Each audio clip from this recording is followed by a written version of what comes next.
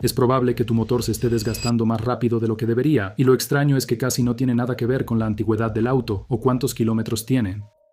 Todo se reduce a un puñado de pequeños hábitos diarios, cosas ordinarias que hacen personas que nunca se saltan un cambio de aceite. Y al final de esto, conocerás los 7, cuánto te está costando cada uno sin que te des cuenta y la solución exacta de 30 segundos para cada uno. Quédate conmigo hasta ver los 7, porque el número 3 tiene un mecanismo que casi nadie explica correctamente. La solución cuesta $15 y las personas que se enteran demasiado tarde pagan $3,000. Cambié estos 7 hábitos hace unos años y la última vez que un mecánico metió una cámara en mi motor. Parecía realmente confundido por la lectura del odómetro. Vas a entender exactamente por qué. Empecemos con la que va a aparecer completamente al revés. Calentar tu motor dejándolo en ralentí. Sentado en la entrada de tu casa en una mañana fría, el motor encendido, el indicador de temperatura subiendo lentamente, eso parece lo responsable. Se siente como si estuvieras siendo amable con la máquina antes de pedirle algo. Esto es lo que realmente sucede.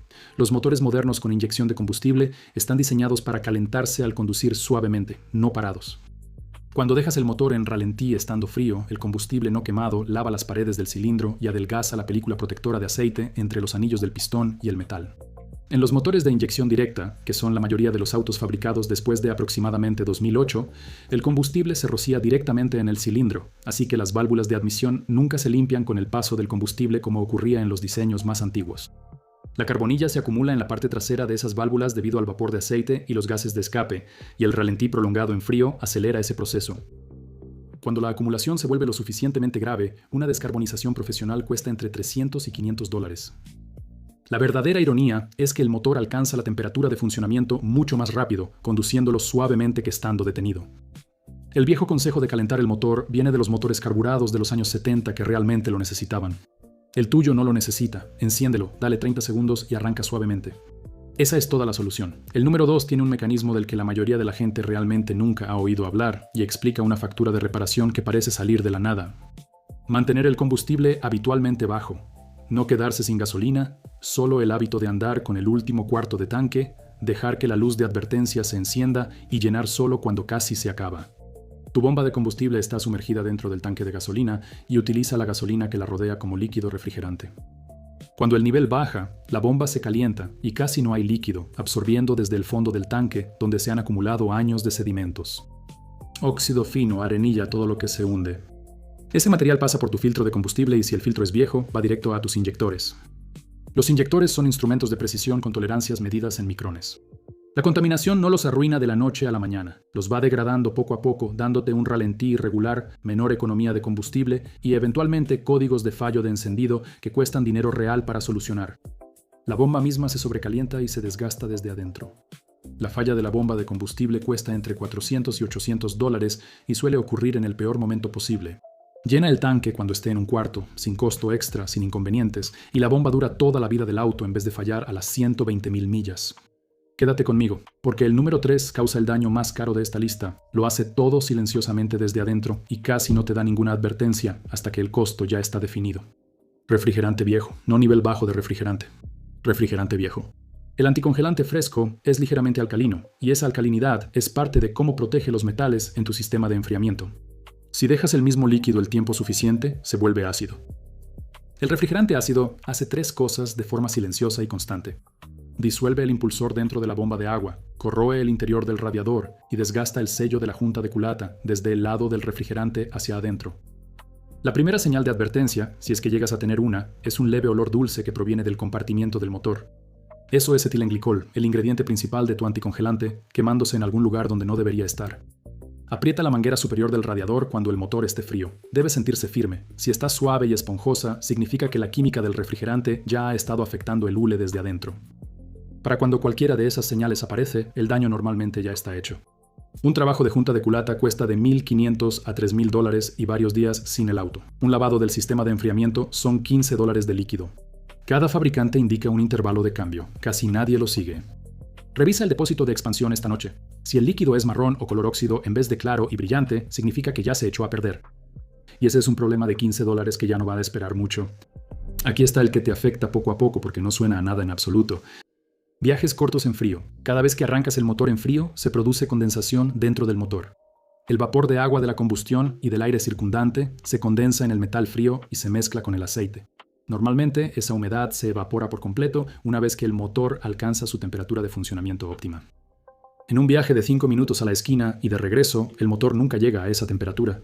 La humedad simplemente se queda en el aceite. Si repites ese patrón durante semanas y meses, el aceite poco a poco se emulsifica, espesándose hasta convertirse en una especie de lodo gelatinoso que bloquea los estrechos conductos de aceite que alimentan la parte superior del motor.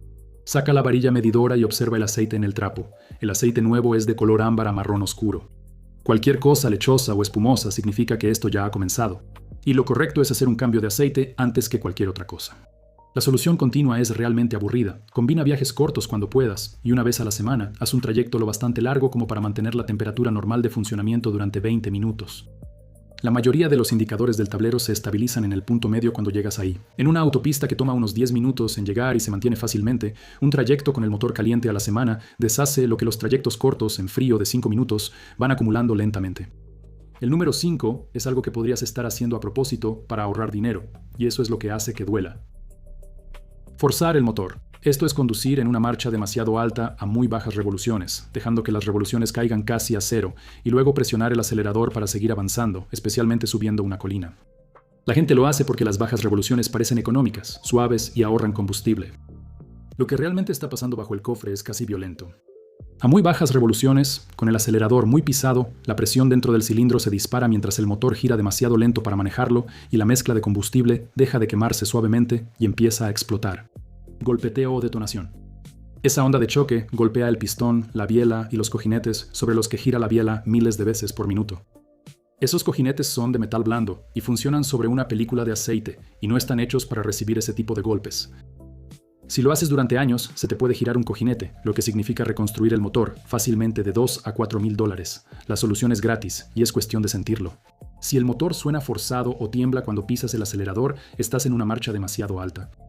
Baja una marcha, deja que las revoluciones suban un poco y acelera ahí. Unas revoluciones un poco más altas no dañan tu motor. Forzar el motor a bajas revoluciones sí lo daña absolutamente. El sexto es algo pequeño que haces en la gasolinera, y casi nadie sabe que es un problema. Seguir llenando el tanque después de que la pistola hace clic. La pistola se corta automáticamente por una razón. Tu tanque está lleno, y el espacio encima del combustible se supone que debe quedarse vacío para el vapor. Cuando aprietas un poco más para redondear al siguiente dólar, ese combustible líquido extra se empuja a una parte del auto que nunca estuvo diseñada para contener líquido. El canister de emisiones evaporativas. Ese canister está lleno de carbón activado, y su único trabajo es absorber el vapor de combustible y regresarlo al motor para que se queme. Si lo empapas en gasolina líquida, el carbón se descompone. Ahora tienes una luz de check engine encendida, arranques difíciles, un auto que puede fallar la prueba de emisiones y una reparación del canister y la válvula que cuesta entre $200 y $600. Todo por intentar meter 40 centavos más de gasolina que no cabían.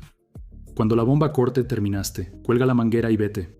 El 7 aplica para cada vez que enciendas tu motor, los primeros 30 segundos. Esta es la ventana de mayor desgaste en toda la vida útil de cualquier motor, cada mañana, sin excepciones. La bomba de aceite tarda un momento, más en una mañana fría, en llevar aceite fresco desde el cárter hasta el árbol de levas y el tren de válvulas.